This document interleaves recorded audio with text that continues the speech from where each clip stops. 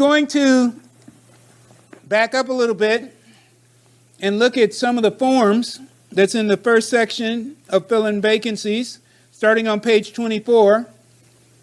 I'm going to hit on some of these. I'm going to move rather quickly. If you have questions, now's the time to ask, but I just want to make sure you're aware of my reasoning for putting some of the forms in. So, in fact, it starts on page 23, which is just simply a rental market survey. Every now and then I want my assistant to find out. It's not. It's 33. 33, I'm sorry. No wonder it's not on your page. To check with other properties in the area and see what they're charging for how many bedrooms, etc., just so we have a glimpse, a good idea of what's going on around us. So that's just something that we do every now and then. I think it's important. One of my statements I made earlier was know your competition. So how am I doing with my audition?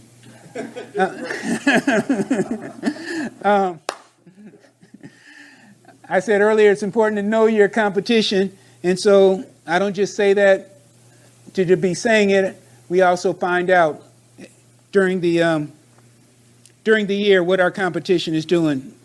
Planning to move. On page 34, the planning to move letter was the one I mentioned to you, in which if somebody's getting ready to leave and I'm trying to save them, keep them, encourage them to stay, I give them this letter to let them know what their potential expenses will be: first month's rent in advance, moving company, utilities, telephone installation. Of course, that's a little bit old school now. Now most people just have a cell phone. Time and trouble of packing, cost of our lost broken items during the move, new drapes, curtains, etc. And then that all adds up to over $1,000. And sometimes, every now and then it makes them reconsider. Do you do the research and fill in the dollar amount? Yeah, I mean, I don't do major research, but I do generalities there. Because once you do the research one time, though, most of those things, it's not like it's going to change every year. But yes, I take the time to find out, give me some general numbers. And I fill it in. I don't let them fill it in. I want them to see my numbers and what it adds up to of total estimated costs. Residents' notice of intent to vacate. I like for my residents to give me a notice of intent to vacate, and we even give them a sample one that they can use, and that's a sample of a notice that they can give to us. Notice of vacating resident move-out bonus. If you look kind of toward the last paragraph, right before the last paragraph, it reads, "We'll immediately begin advertising for our new residents. We offer a move-out bonus of $50. And now I even offer the $100 if it's an upper end. $50 is more for the economy rental. But of course, we would be glad to consider any person you wish to refer." Let me back up. "We offer a move-out bonus of $50 if we get the place rented before your last day. Of course, we would be glad to consider any person you wish to refer and recommend in addition to help you get the $50 bonus. We ask that you say yes whenever we call." So when I was saying to you earlier, I actually put that in writing, what I'm asking of them. Say yes when we show the place you are still residing in, and coordinate when we can show the place while you're still residing in it. We also ask that you begin to have the place looking in move-in condition as soon as possible, so the prospective resident will be impressed and increase their chances that they will want to immediately move in. And when we bring someone over, we ask that you be ready to say something good you have liked about the property or the neighborhood. So that's actually in writing what we give to them. Response to vacating on short notice. Is there anything critical I wanted to mention there? Early release fee. How many of you offer an early release? How many of you have in your lease that there's, if you leave on short notice, there's an early release fee that's charged? See, everybody, most people on this side of the room, what's with this side? We've never had anybody leave early. You never had anybody leave, even asked to leave early? No. Okay. Okay, how come nobody else? Oh, you actually have it? You just didn't say it? Raise your hand. I just added it. You just added it. Okay, and you have it? I just want to know how you get paid for it. How you get paid for it? Yeah, they're just gonna leave. Not necessarily. All depends on who you're renting to. A lot of times people who are moving, especially if it's a job transfer, the job will pay it for them. Sometimes you just use it as a negotiating point. In fact, that's what I used to do a lot with it. Mine is equivalent to 1.5 months rent. So we might just drop that down to 1 month's rent. Or we might say, if you help us get somebody else in here by this certain day, we won't charge you the early release fee. So we use it as leverage because they know if they don't do anything, then that's going to be charged against them. Question is, will you get it or not? That's another story. But again, it depends on if you're dealing with people who are concerned about their credit, which is also something that you might want to try to do as good as possible. Because people who are concerned about their credit, I let them know that it's going to be reported to all credit bureaus if you end up leaving owing us money. And so that might give them a reason to do it. But a lot of times, though, if you just let them know, hey, you're leaving early, you're leaving 6 months ahead of time, technically you're on the hook for those 6 months. It's a good chance we're going to get a judgment against you, put it on your credit. What we want to do is we want to try to make it so that you leave and everybody's okay with that. So what can we do? Again, I'm using it as a leveraging point. And if they have a job transfer, job will pay for it, yes. I've always thought of this as breaking your lease or anything, but do you think it would also apply? So the question is, if they're leaving on short notice, or they're giving you shorter notice than required, it could be used as leverage there. Please note, you bring up a specific example. Technically, if they're on a month-to-month, legally you might not be able to enforce that if you were taken to court, just so you know. But I still ask it because most times it's not going to end up in court, and most times they're going to give me the 60-day notice that I asked for. But just so you know, if they're on a month-to-month, technically, legally, they don't necessarily have to give you a 60 days, 30 days. But if they don't even give you 30? But if they don't even give you 30, then you can, again, use it as leverage. I'm always using something for leverage because my whole goal is to try to get somebody else in there by the time that you move out. That's my whole goal. Receive your full deposit back, page 39. The whole purpose of this letter, when people are moving in, I want them to know what the minimum charges would be if you didn't do something, if you left with some kind of damages. I find that it works out better if they know in advance, then they're less likely to cause damages to begin with, as opposed to wait till all the damages are done and say, this is going to cost you, this is going to cost you, this is going to cost you. No, tell them up front. And if they're conscientious, they'll be less likely to have those problems occur. More likely to tell the kid, hey, stop drawing on the wall because it's going to cost me. So again, this is something I give when they move in, and I also give a copy of it when they move out. With inflation, those prices might need to be adjusted. So just get the general point that we're trying to get across here. Don't look at that and say, what? That's not enough money to cover that. You put your own numbers in there. But the point is, let people know up front what you will be held accountable for. Notice I like to use the term receive your full deposit back. My whole goal with residents is to help them get their full deposit back.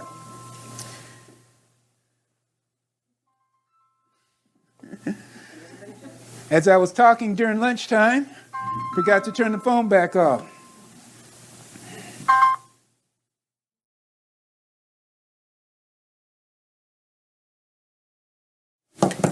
Okay.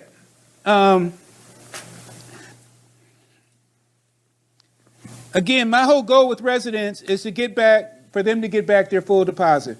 Part of the reason for that is I like people to leave on a positive note as much as possible. I don't want people leaving upset. I don't want people leaving mad. I don't want people, because I just found out it works out a whole lot better for me if they leave on a positive note. They're less likely to try to do something crazy like come back and sue me for something, or people who are angry when they leave, they're sure not going to refer anybody else to you. I've had so many people refer future customers to me from former residents. Continually, I get calls from people who said, so-and-so rented from you and they recommended that I contact you. I've had many relatives contact me of former residents. So I just find it works to my advantage if when people leave, they leave on a positive note. And helping them get their full deposit back is one way in which they leave on a positive note. That's why I said a little bit earlier, there was a comment I wanted to make. It'll hit me later. All right, so move out instructions, page 40. Oh, that's what I wanted to say. In terms of fixing things while people are still living in the property, charging them while they're still there, so the focus at the end of the relationship can be not on the damages. Even though they paid me money during the time that they're there, if we can leave on a positive note at the end, even though they paid for damages during the course, but if they finish it off, instead of me keeping their deposit, they leave a whole lot happier. If that makes sense, what I just wanted to share. So even though we charged them during the time they're living, might have taken $200-300 to cover damages, at the end, if they get their deposit back, plus they get a $50 or $100 move-out bonus because they helped me get somebody else in, they still leave on a much better, their whole relationship ends a whole lot better than if I just waited to the end to try to get the place fixed up and their money from them. Move-out instructions. This has helped so many people when I encourage them to do so. What do I mean by this?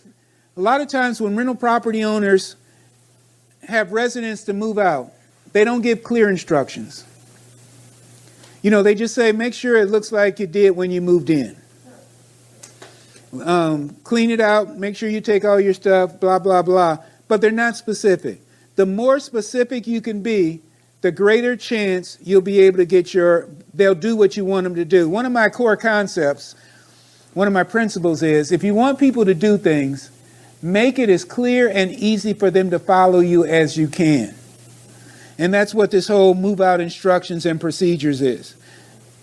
Try to make it as clear as possible. Is this the way you want the property left? Give them clear instructions. They check it all off, then they'll know they'll get their deposit back if everything is done the way you asked them. It's no ambiguity. It's no wondering. You don't have to debate after it's over. One of the biggest reasons landlords are sued, by the way, is over deposit issues, not getting their deposit back or questioning how much was taken out of their deposit. Behind fair housing, that's one of the biggest issues that landlords are sued for, is deposit issues. So the more clear you can make it, less ambiguous, the better it is for everybody. That whole idea of giving people their instructions. Before asking them to clean up and then sending them away. All right, so comment that was made. It was a game changer. Night and day, the difference between before you gave them a list of instructions and afterwards. Now they are much more likely to do what you had hoped that they would do. I think I've gotten them all back clean. Okay, I've gotten them all back clean, including some evictions.